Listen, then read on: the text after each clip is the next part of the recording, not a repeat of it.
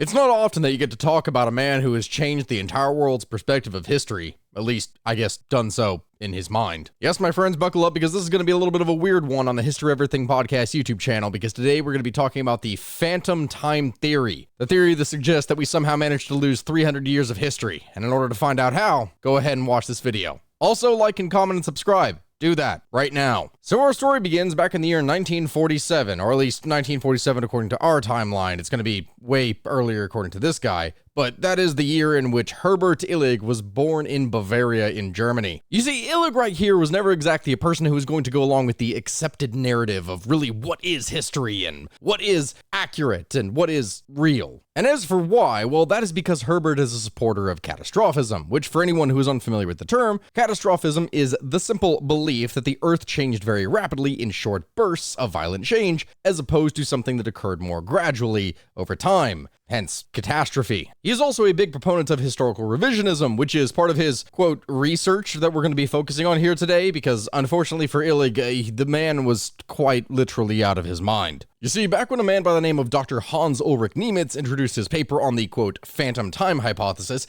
he'd kindly asked that his readers keep an open mind, that they try to be benevolent and to be open to radical new ideas. This being because his claims were very highly unconventional. You see, the premise of his paper were three very hard-to-prove hypotheses. First, that hundreds of years ago, our calendar was tainted because 297 additional years were added onto it that had never occurred. So this is not, in fact, the year 2005 when he published this paper, but rather it is 1708. And lastly, that the people who believe in this hypothesis are not crazy. Now, Illig ate this whole thing up, but what exactly does it mean? What are the details of this whole belief system? Well, the gist of it is that the phantom time hypothesis suggests that the early medieval period, that being between 614 and 911 AD, never actually happened, that they were just added onto the calendar long ago, either by accident or by deliberate manipulation. So Illig and his ilk,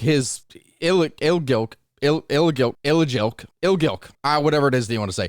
Basically, him and the people who believe things like him believe that all the artifacts that you could ascribe to those centuries from that time period in fact belong to another time period, and that all of the events that are thought to have occurred during that same time period in fact occurred at other times or are just outright fabrications, like they didn't happen at all. For instance, Illig is one of the leading proponents of a theory that claims that Charlemagne, like the guy who started the Holy Roman Empire, or at least the beginning of the state that would eventually become the Holy Roman Empire, that whole person was just fictional, like he didn't actually exist. The granddaddy of Europe, effectively, just nope, gone, lost to the trails of time, or whatever you want to say. And so at this point, you may be looking at me and going, okay, well, Stack, what kind of evidence does he have? Surely, if he's going to believe something that is truly insane, then he has to have some really insane evidence, doesn't he? Well, I guess there's the bigger question. Is there evidence? Well, according to the illegits, and yes, I did just make up that term, yeah, they do have evidence, plenty of it. It seems that over the course of history that historians are just plagued by a sheer plethora of falsified documents from the medieval ages. This was actually the subject of an archaeological conference back in Munich, Germany in 1986,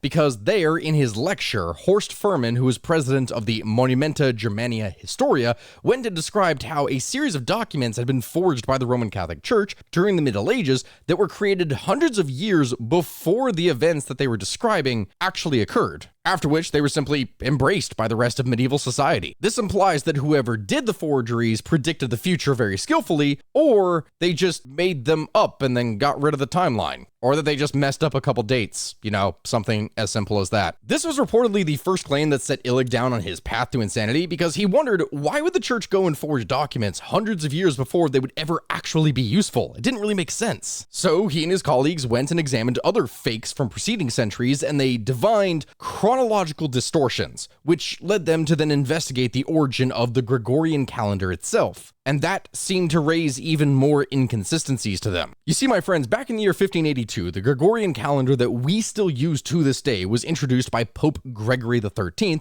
in order to replace the more outdated Julian calendar, which had then been implemented back in 45 BC. The reason why they did this in the first place was because the Gregorian calendar was supposed to fix a 10-day discrepancy that had existed, because the Julian calendar ended up being 10 minutes longer per year than it was actually supposed to be. See, by Illig's math, the 1,627 years which had passed since the Julian calendar was implemented should have actually accrued a 13-day gap, not a 10-day gap, because a 10-day error would have actually only taken 1,257 years, hence why there would be such a big difference in time. So Illig and his group then go around trying to find other gaps in history, and apparently they do end up finding a few. As an example, they propose as proof of their claims that there is a gap of building in Constantinople from 558 AD all the way until 908 AD, and also at the same time, a gap in the doctrine of faith, specifically with the evolution and theory and meaning behind purgatory. From all of this data, they became convinced that at some time the calendar year was increased by 297 years, without the corresponding passage of time. Now, mind you, all of the evidence that is presented by Illig and his group, which is mostly written in German, which is why it'd be a little bit more difficult for me to get a lot of this, it's circumstantial at best. The hypothesis does kind of raise some interesting questions and does point out some inconsistencies in history, which, especially when you're talking about things being written down and when the Catholic Church is involved, it can get a little messy at times. Like, I get it. I do get some degree of it. But to jump to the outlandish conclusions that they do about this in total indicates a completely unscientific approach to the matter at all. As an example, one of the first claims that they put forward is that Otto III actually modified the calendar specifically so that his reign would start in the year 1000, which with the whole Christian belief system and the idea of the millennia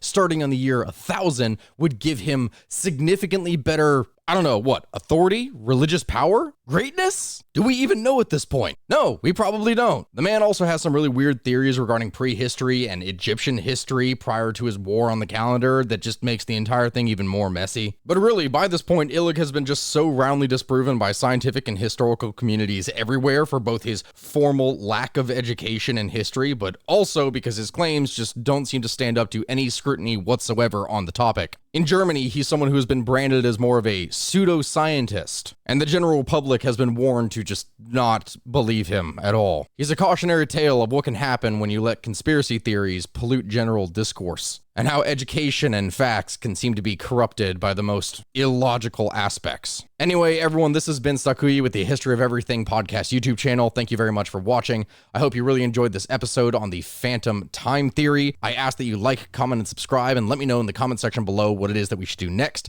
and I will see you all here next time. Thank you, everyone, for watching, and goodbye.